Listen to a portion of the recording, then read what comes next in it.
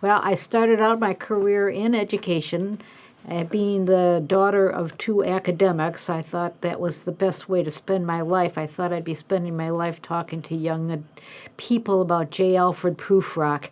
But when I got to Muskegon and started looking for a job, the one that presented itself was in adult education. And that's where I met you, Mike, and Judy Hayner and John Nolan. They were part of that crew.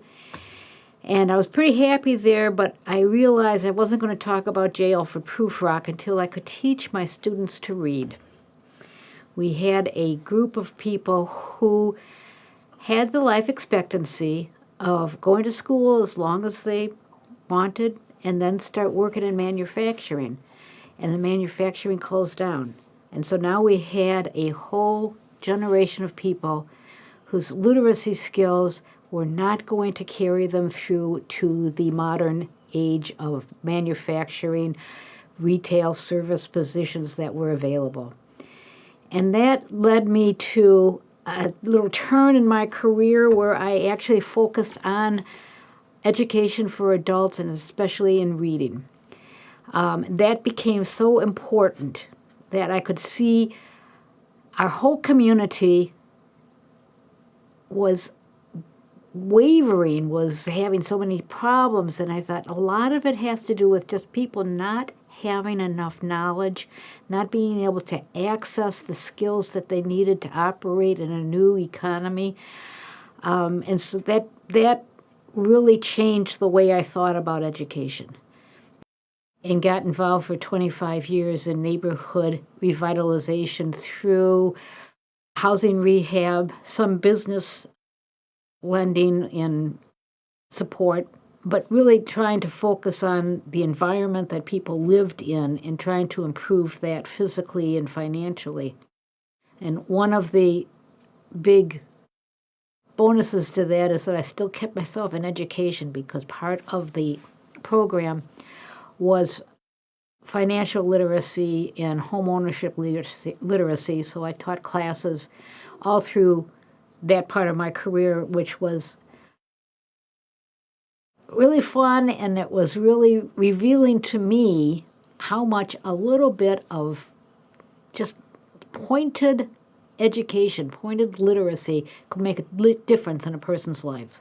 And then an opportunity came up which I never had expected, but it was with the Great Start Collaborative, which is a collaborative of schools and medical practices and social services and just plain parents who were looking out for the welfare of babies from 0 to 5 years old, providing the families of those children some parenting support, navigating them through all of the myriad of educational and social and religious, well, not religious, but social supports so that those babies could thrive. And our goal was that by the age of 5, they would be able to enter school socially, cognitively, physically able to meet the challenge of school and learning how to read. And that was really fun. That was a combination of organizing, of education. I learned so much about the development of the young child and how the parents support that. It was a wonderful capstone to my career. So I started out in education, and I ended up with adults, and I ended up with babies. I bring an academic curiosity about the world. I am a huge reader of both literature and history.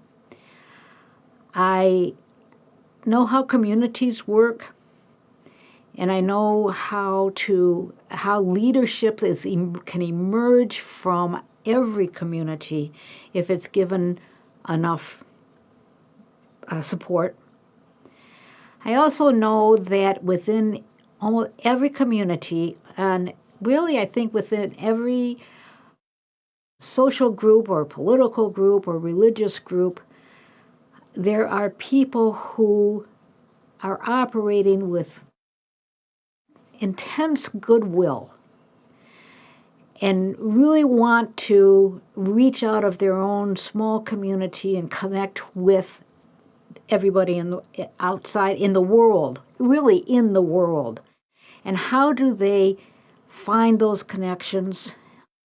They're not living next door to them.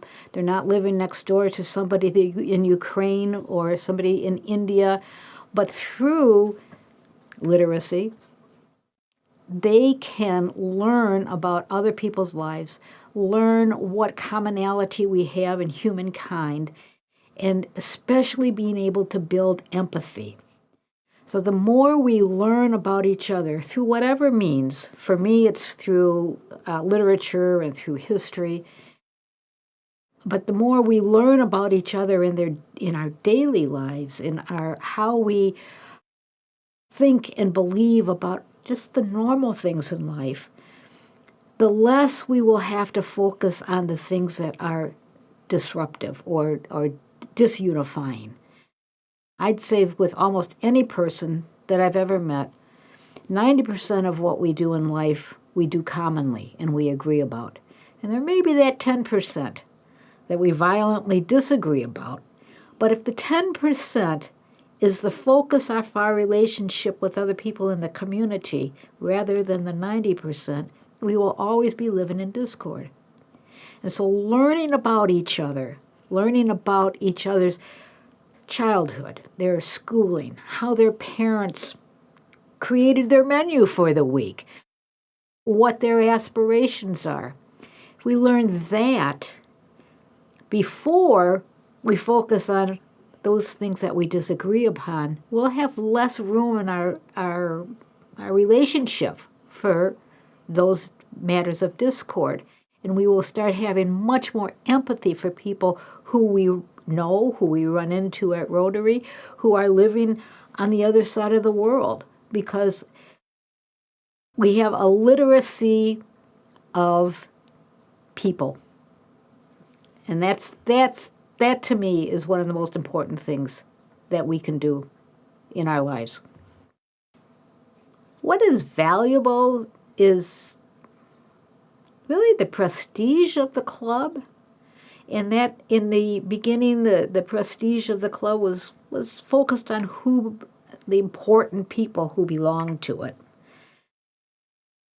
We still have a huge prestige, but I think it's now based more on not the leaders, all the leaders of the community gathering, but the leaders of the community gathering with the next generation of leaders and the people who are supporting that. We have so much more diversity now than we did 50 years ago, but we're still focusing on the same principles, that we're using what talents and resources we have to learn about our community, to improve our community, and to put out our hand to those in the community who want to partner with us. And that's what's so important about Rotary. We're getting to be a very big club. And we work very diligently to make that big club a small club in terms of how we are getting to know each other, how we are engaging all of our members, how we can look with fresh eyes at the community, how we can bring in people of divergent opinions or ideologies and find all that the common ground to go forward. As the community struggles with divergent philosophies, politics, social organizations, we need a unifying force. And I think Rotary can be a unifying force in our community.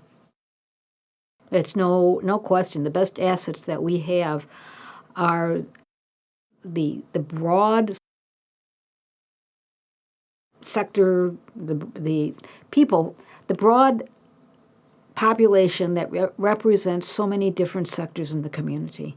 And that's pretty much what that's pretty much why I joined Rotary, is that I was feeling that I was kind of working in a bubble in this nonprofit world of neighborhood development. And when I joined Rotary, I was connected with so many different sectors of the community who looked at the same problems I'm looking at with such different eyes that I learned to get out of my bubble and look at something from 4, 5, 6 different viewpoints. And it really helps you in getting new ideas, new processes, new ways of doing things. And of course, the relationships that you build are actually new resources for you to solve any community issues. Well, I don't know if they need to know, but I like to talk about my family. Just ask me about my grandkids anytime, and I can go on for hours and hours. I've married to Greg Scott for 30 years. Greg was a nonprofit director for Pioneer Resources for 30 years. We have children that go from the state of Wyoming to the Upper Peninsula to Glenside. I was really blessed to be raised by these 2 academics and to find such a intelligent and interesting husband and just enjoy the heck out of my children. So one of the issues I think that divides us so much is that people are not comfortable in exploring the lives and the ideas and the philosophies of the other. It's very difficult then for me to go knocking on somebody's door and say, I see your political sign in front of your door and I want to talk to you about your political stuff. But if I can read the life stories of all of these people, and then I'm going to be understanding and have more empathy.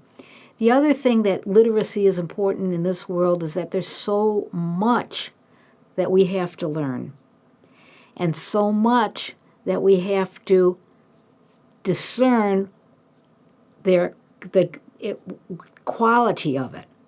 So a literate person who has a wide range of experience in getting information, whether it's from books or computers or television or radio or whatever, they are going to be able to discern what is good and valid information that's going to help them and what is pulp information that's meant to just entertain, distract, or even produce anger.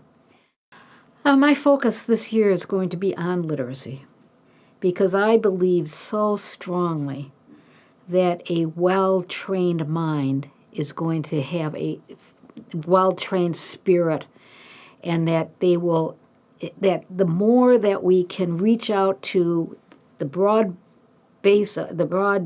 spectrum of humanity, not only across countries, neighborhoods, but even across history, will help distill our idea of humanity to really the highest point. One of my favorite reflections is from Desjardins, who says all things that rise will converge. And what that means is that as we work towards perfection in any of our endeavors, and that perfection rises, then we can recognize the perfection across all areas. So a person who is the most superior symphonic musician and the person who is the most superior rap artist, both of them have honed their art and their their vision of the world to such a fine point that they actually converge. And that's really what we have to do, is to raise the expectations, raise the quality, raise the empathy of all of our work to such a fine point that we are going to converge in that perfection.